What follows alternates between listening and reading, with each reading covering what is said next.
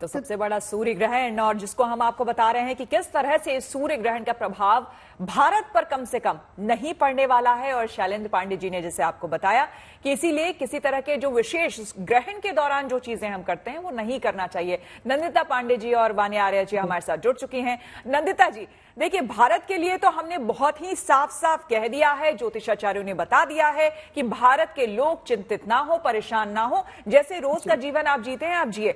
लेकिन उन जगहों पर, यानी कि अमेरिका, कनाडा या फिर उन जगहों पर जहां पर ये ग्रहण सूतक काल शुरू हो चुका है और ग्रहण जहां पर दिखाई देगा, वहां पर जो विशेषकर भारतवंशी हैं, उनके लिए आप क्या कहना चाहेंगे? जी देखिए, बहुत ही उत्तम प्रश्न आपने पूछा। और ग्रहण का इफेक्ट तो होता ही है। आप देखिए, न्यूयॉर्क सिटी में भूकंप आया और हम कुछ दिन पहले ही, परसों ही आपके शो में बोल रहे थे इस बात को कि ये एरिया बहुत सेंसिटिव रहेगा। और ध्यान देने बात ये है, मैं अभी स्टडी मार रही थी इसमें न्यूयॉर्क सिटी के लिए, तो न्यूयॉर्क सिटी जो है ना, अर्थक्वेक प्रोन एरिया नहीं है। और 1950 से लेके अभी तक का केवल 13 मेजर अर्थक्वेक्स आए हैं 4.5 मैग्नीट्यूड से above, and this was a 4.8 magnitude earthquake. So इसका मतलब ये है कि जब हम ग्रहण की बात करते हैं, टोटल सोलर एक्लिप्स की बात कर रहे हैं, क्योंकि ये मेजर इंपैक्ट देगा, आने वाले 3 महीने तक का देगा, क्योंकि टोटल सोलर एक्लिप्स है, तो सावधानी तो बरतनी चाहिए। सबसे बड़ी चीज है जब ग्रहण होता है, और जितने भी हमारे भाई बहन है जो वहां पे विदेशों में उन सेंसिटिव एरियाज में है, उनको सबसे बढ़िया होता है इस समय नारायण का स्मरण करना और शिव जी का स्मरण करना। सिंपल सा मंत्र, ओम नमः शिवाय, क्योंकि शिव जो है ना, करता करे सो कोई, तो महाकाल से बड़ा ना कोई। तो वो जो है, आप उनका स्मरण करिए। वही नारायण पालन करता है, शिव संहारक भी है, लेकिन शिव साथ में आपको वरदान भी देते हैं। तो आप शिव जी का उपासना करें, क्योंकि उस समय क्या होता है, मन विचलित होता है, बहुत सारी एंजाइटी होती है, बेचैनी होती है, और स्पेशली क्योंकि रेवती नक्षत्र में ये ग्रहण पड़ रहा है, बुध का नक्षत्र है, तो वाणी से संबंधित कटुता आ जाती है या मिसअंडरस्टैंडिंग्स आपस में होनी शुरू हो जाती है। तो आपने क्या करना है, इस समय आपने बिल्कुल ध्यान देना है, गणपति की आप आराधना करें, आप शिव जी की आराधना करें, आप नारायण की आराधना करें। और जो भी काम हो, आप एक सफेद उसमें कपड़े में या हैंकी में थोड़े से चावल, थोड़े से अक्षत उसमें डाल करके, और थोड़ा सा रोली और हल्दी की गांठ, अगर पॉसिबल हो, गांठ नहीं मिल रही है आपको उस जगह पे, तो आप थोड़ी सी हल्दी डाल के उसको रैप करके अपने मंदिर में रख दीजिए, और स्मरण करिए कि आपके पूरे घर में वो प्रोटेक्शन जोन बन जाए। तो ऐसा करने से बहुत हद तक आप उस नेगेटिविटी से बचते हैं। मानसिक जप करते रहे ग्रहण के दौरान, ईश्वर की कृपा से सब कुछ ठीक रहेगा, आप सुरक्षित रहेंगे। चलिए, वान्या जी हमारे साथ मौजूद है। वान्या जी, देखिए, अगर हम भारतीय समय के हिसाब से देखें, भले ही भारत में न सूतक मान है, न ही यहाँ पर इतना असर होगा, लेकिन कल से हिंदू कैलेंडर के हिसाब से एक तो नए साल की शुरुआत हो रही है, नवरात्र की शुरुआत हो रही है, और ये ग्रहण भारतीय समय के हिसाब से 12 बजे के बाद तक भी चलेगा। तो क्या इसका असर नवरात्र पर भी पड़ेगा, आने वाले साल पर भी पड़ेगा, अगर हम भारतीय कैलेंडर के हिसाब से देखें तो? अच्छा क्वेश्चन आपने पूछा। इसको कोरिलेट करते हैं हम, क्योंकि ये जो ग्रहण है इसका सूतक काल जो है भारत में मान्य नहीं है, भारत में लागू नहीं है, तो इसका कुछ बहुत ज्यादा मेजर इम्पैक्ट नवरात्रि पर नहीं पड़ेगा। लेकिन सौर मंडल में क्योंकि एक ही सूर्य है, तो कहीं ना कहीं थोड़ा बहुत इम्पैक्ट आ सकता है इस टाइम पर। जैसा कि नंदिता जी ने भी बोला, थोड़ा सा हमारा मन विचलित हो सकता है, थोड़ी सी एंजाइटी हो सकती है, थोड़े से रेजिग्नेशंस होते हैं, कुछ पॉलिटिकल लेवल पर चेंजेस आ सकते हैं, कुछ कंट्रीज में जो है थोड़ा बहुत भूकंप भी आ सकता है, और कुछ जगह ऑब्जर्व भी करे गए हैं इस तरह से, जो टेक्टोनिक प्लेट्स में जो ऑब्जर्वेशन भी हुई है। आज एक नासा की रिसर्च अभी मैं स्टडी कर रही थी, जिसमें 3 साउंडिंग रॉकेट्स भी भेजे जाएंगे with in a span of 45 minutes, ग्रहण से 45 मिनट्स पहले, 45 मिनट ग्रहण के टाइम पर, और ग्रहण से 45 मिनट्स बाद, ताकि आयनोस्फेयर में जो भी चेंजेस उस टाइम पर हो रहे हैं वो चेंजेस भी जो है ऑब्जर्व हो। आज नासा जो है वाइल्ड लाइफ पर भी काफी सारी रिसर्चेस करने वाला है। नवरात्रि पर इसका कुछ भी मेजर इम्पैक्ट नहीं होगा। सिर्फ आपको इतना ध्यान रखना है कि ग्रहण के बाद आपको स्नान दान जरूर करना है, और चाहे इम्पैक्ट है या नहीं है भारत में, लेकिन फिर भी आप मेडिटेशन कर सकते हैं। 10 बजे के बाद कुछ ना खाएं, ओम गृणी सूर्याय नमः का जाप करें, ओम भास्कराय नमः का जाप करें, सूर्य सहस्त्र नाम कर सकते हैं, आदित्य हृदय स्तोत्रम कर सकते हैं, सूर्य अष्टकम का पाठ करें, और अपने जो भी गुरु मंत्र हैं आप वो भी कर सकते हैं, और ओम नमः शिवाय का जाप करें, अपने ईश्वर से कनेक्ट करें। सबके लिए कामना मांगे, मंगल कामनाएं मांगे, सबका मन जो है शांत रहे, और चारों तरफ विश्व में जो है पॉजिटिविटी रहे, चाहे जिन कंट्रीज में ग्रहण है या नहीं। बिल्कुल वान्या जी, आपने बहुत ही अच्छी बात बताई। देखिए, ये उन जगहों के लिए भी है, उन लोगों के लिए भी है जहां पर सूर्य ग्रहण पड़ रहा है, उसके असर हैं, और उन लोगों के लिए भी है जहां पर नहीं भी असर पड़ रहा है। लेकिन जितनी बातें वान्या जी ने बताई या नंदिता जी ने बताई, अगर आप ये सारी चीजें करेंगे तो निश्चित तौर पर सिर्फ और सिर्फ शुभता, पॉजिटिविटी आपके आसपास रहेगी। चलिए, अब शैलेंद्र पांडे जी से हम जान लेते हैं कि धनु, मकर, कुंभ और मीन, इन राशि वालों के लिए ये सूर्य ग्रहण क्या लेकर के आ रहा है, किस तरह के असर उन पर पड़ने वाले हैं। धनु राशि, सूर्य ग्रहण के प्रभाव से आपके करियर में दिक्कतें आ सकती हैं और प्रेशर की वजह से नकारात्मक निगेटिव स्थान परिवर्तन आपका हो सकता है। ये संभावना भी आपके लिए दिख रही है।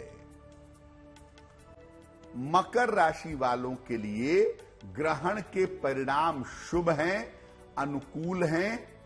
मकर राशि वालों के स्वास्थ्य और मानसिक स्थिति में सुधार होगा। नए काम और करियर की शुरुआत इस समय मकर राशि वालों के जीवन में हो सकती है। कुंभ राशि, ग्रहण के परिणाम और प्रभाव बहुत अच्छे नहीं हैं। स्वास्थ्य की समस्याएं आपको परेशान कर सकती हैं और इस समय पारिवारिक समस्याएं भी आपके जीवन में हो सकती हैं। तो स्वास्थ्य को लेकर के और फैमिली लाइफ को लेकर के दिक्कतों का समय हो सकता है। मीन राशि, इसी राशि में ग्रहण लग रहा है, सबसे ज्यादा प्रभाव मीन राशि पर ही पड़ेगा। आपके वैवाहिक जीवन में समस्या हो सकती है। बेवजह की दुर्घटनाओं से और वाद विवाद से आपको बचना होगा। बेवजह की दुर्घटनाएं हो सकती हैं, बेवजह के झगड़े झंझट हो सकते हैं। सावधानी इस समय बनाए रखिएगा। दोनों खास मेहमान लगातार हमारे साथ जुड़े हैं। नंदिता जी, अब क्योंकि ग्रहण खत्म हो जाएगा, कल से हम नए साल की शुरुआत भी करेंगे और माता की कृपा पाने के दिन भी शुरू हो रहे हैं, यानी कि नवरात्र। शुरुआत कैसे की जाए सुबह सुबह? देखिए, प्रातःकाल भारत में अगर आप हैं तो बहुत ही सुंदर समय है। आप सुबह स्नान आदि करके स्वच्छ होकर के आप कल घट स्थापना अगर करते हैं तो घट स्थापन करिए, नहीं भी करते हैं तो कोई बात नहीं। नववर्ष, हमारा हिंदू नववर्ष शुरुआत कल रहेगी, तो पंचांग को आप अपने मंदिर में रख सकते हैं। वो भी नहीं है आपके पास तो आपने क्या करना है, ब्रह्मा विष्णु महेश और देवी माँ शक्ति, इन सब की उपासना करनी, पूजा करनी है। कल माँ शैलपुत्री का पूजन अर्चन किया जाएगा। बहुत ही सौम्य कांति रूप है और आजकल सेहत से संबंधित, मेंटल हेल्थ से संबंधित बहुत सारे कष्ट रहते हैं लोगों को, तो कल का दिन बहुत ही उत्तम दिन है जिस दिन आप माँ शैलपुत्री का पूजन अर्चन करके उन सबसे निजात प्राप्त कर सकते हैं। क्योंकि माँ शैलपुत्री चंद्रमा को कंट्रोल करती है, चंद्रमा मन का कारक है और मन से ही आपकी मानसिक ताप या जो भी परेशानियां होती हैं वो विचलित होते हैं, या जो भी एंजाइटी होती है वो होती है। तो जब उसको आप कंट्रोल करते हैं, माँ को कल आप गाय के घी का दीपक उनको जलाएं और गाय के घी का नैवेद्य भी चढ़ाएं, बहुत शुभ रहेगा। गुलहड़ के फूल और कनेर के फूल उन्हें चढ़ाएं, बहुत ही उत्तम दिन है। और उनका मंत्र पढ़े, नहीं तो ओम एम ह्रीम क्लीम चामुंडाय विचे आप पढ़िए। कल का दिन नवरात्रि के 9 स्वरूप माँ दुर्गा के रहेंगे और जो आने वाले 9 दिनों तक का बहुत कुछ आपके लिए नेगेटिविटी जो आपके जीवन की उसको हटाते हुए आपके लिए बहुत उत्तम स्थितियां बनाते जाएंगे। ये समय ध्यान तो बिल्कुल शुद्धता के साथ, बिल्कुल शुद्धता के साथ और सकारात्मकता के साथ कल नवरात्र की पूजन जो है विधि, उसकी शुरुआत, क्योंकि कल तो कलश स्थापना होनी है, घट स्थापना होती है, तो उसकी आप शुरुआत करें जैसा कि अभी नंदिता जी ने कहा। लेकिन वान्या जी, एक देखिए, तमाम लोगों की अलग अलग राय हो सकती है, ज्योतिष भी अपनी अपनी राय रखते हैं, तो हो सकता है भिन्नता उसमें हो। तो एक ज्योतिष को मैं सुन रही थी तो उन्होंने, ज्योतिषाचार्य ये कह रहे थे कि ये जो सूर्य ग्रहण शुरुआत होने वाला है, इसकी छाया जहां पड़ेगी या जिन इलाकों में पड़ेगी, कह रहे हैं कि बड़ा पॉलिटिकल गलियारों में, राजनीतिक गलियारों में बड़ा उथल पुथल वहां पे हो सकता है। आर्थिक तौर पर बिजनेस के क्षेत्र से जो लोग जुड़े हुए हैं, शेयर मार्केट से जो जुड़े हुए हैं लोग, उनको भी बहुत कुछ देखना पड़ सकता है। धन्यवाद श्वेता जी, बहुत अच्छा क्वेश्चन आपने पूछा। क्योंकि सूर्य देव जो है वो अग्नि तत्व है, तो कहीं ना कहीं फायर एलिमेंट पर अटैक है। तो कहीं ना कहीं हम फॉरेस्ट फायर भी ऑब्जर्व कर सकते हैं। कुछ भी फायर रिलेटेड एक्टिविटीज आप ऐसा सुन सकते हैं कि कहीं आग लग गई, कहीं पॉलिटिकल क्षेत्र में किसी ने अचानक से ऑन द स्पॉट जो है रेजिग्नेशन दे दिया। कुछ कॉर्पोरेट्स में अगर आप देखें तो यूथ भी है, बॉसेस से कुछ लड़ाई हो सकती है, सहने की शक्ति जो है वो कम हो जाएगी, एजिटेशन होगी। यूथ ने काफी जगह कॉर्पोरेट सेक्टर में रेजिग्नेशंस आपको देखने को मिलेंगे। कहीं थोड़ा बहुत भूकंप भी आ सकता है, पिता के साथ लड़ाई हो सकती है, पिता का स्वास्थ्य खराब हो सकता है कहीं ना कहीं, क्योंकि सूर्य देव जो है आंखों का कारक, हड्डियों का कारक, पेट का कारक और हृदय का कारक है, तो उस पर भी थोड़ा बहुत इम्पैक्ट आ सकता है। इसलिए ये वो टाइम है, आप अपनी एनर्जी को कंजर्व करें, मैनिफेस्ट करें, नई नई चीजों को, ग्रहण से डरे ना, उस चीजों को ऑब्जर्व करें। इवन आप एनिमल लाइफ पे भी देखेंगे। अभी यूके में एक रिसर्च मैं स्टडी कर रही थी जहां डॉक्टर केटी कैब्स ये बोलती हैं कि डॉग्स एंड कैट्स में ऑब्जर्व कंफ्यूजन। तो ऐसे में जानवर जो होते हैं वो बहुत ज्यादा कंफ्यूज हो जाते हैं, क्योंकि जिस अवधि में अंधेरा होगा वहां पर उनको ये नहीं समझ आएगा कि हम अंदर जाएं या हम बाहर निकले, क्योंकि कुछ जानवर रात में बाहर निकलते हैं, कुछ जो क्रीचर्स हैं वो दिन में बाहर निकलते हैं। प्लांट्स में भी फोटोसिंथेसिस जो है वो कम हो जाएगा। तो ये कंफ्यूजन जो विचलित स्थिति है, नासा भी जो है आज जिराफ पे भी रिसर्च करने जा रहा है, क्योंकि वो बहुत ही एक काम एनिमल है, लेकिन पिछले कुछ ईयर्स की स्टडी में उन्होंने देखा कि जिराफ जो है बहुत ज्यादा अनकंफर्टेबल होता है। बिल्कुल वान्या जी, बिल्कुल जाहिर सी बात है। चलिए वान्या जी और नंदिता जी, आप यहाँ पर आई चर्चा के, इसके लिए बहुत बहुत शुक्रिया। तो आपको बता दें कि ग्रहण पर हमारी ये बड़ी और महा कवरेज लगातार जारी है। आप कहीं मत जाइएगा, बने रहे हमारे साथ, देखते रहिए गुड न्यूज टुडे।